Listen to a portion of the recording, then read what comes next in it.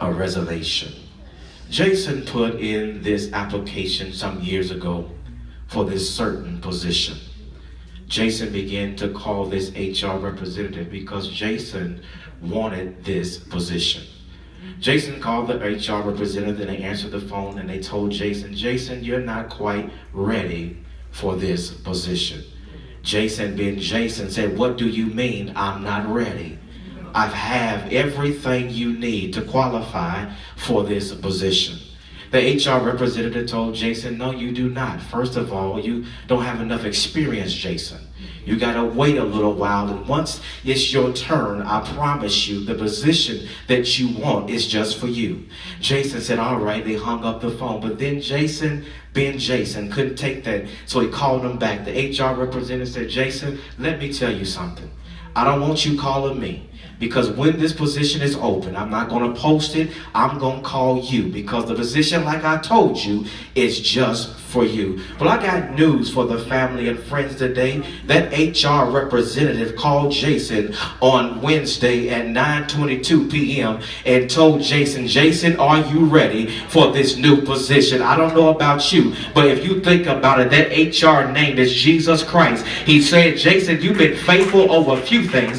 Now I'm getting ready to make you ruler over many. Jason left this letter of resignation, and here in this letter, Jason then took the words from John chapter 14. What do you mean? He said, let not your hearts be troubled today. Jason was simply saying you can find peace in the midst of what's really going on. Jason would tell us in this letter, you know what? You got to have faith. You got to believe that this is not the end for me. It's just the beginning. What is faith? Faith is the substance of things hoped for, the evidence of things not seen. I may not see where he's going, but I got faith enough to believe that there's somewhere better than where he was. You got to understand the Bible says that it's a time to be born and a time to die. I don't care how much you pay for your Brazilian weave. I don't care how much you pay for your tailor suit. Your day is coming. But my brothers and sisters, the question is, do you have insurance of your salvation? Jason says in this letter, you got to believe. Wait a minute.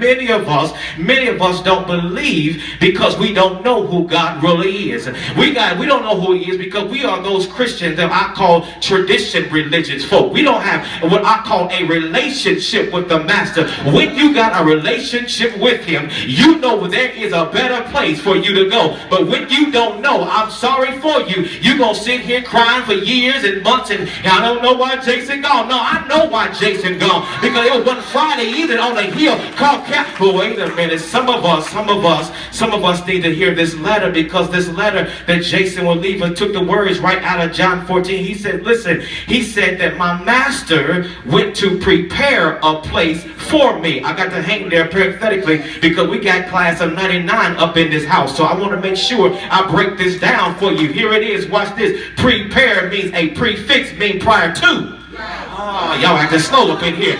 So prior to what took place on what date was that? Let me get it right. On the 27th, y'all, God had already prepared a place for Jason. Can't you see Jason smiling with his peanut head and bubble eyes, saying, I did good. Lord, thank you for the mansion. Thank you for this room. But many of you are still wondering where he is. You ought to be saying, Lord, am I ready or not?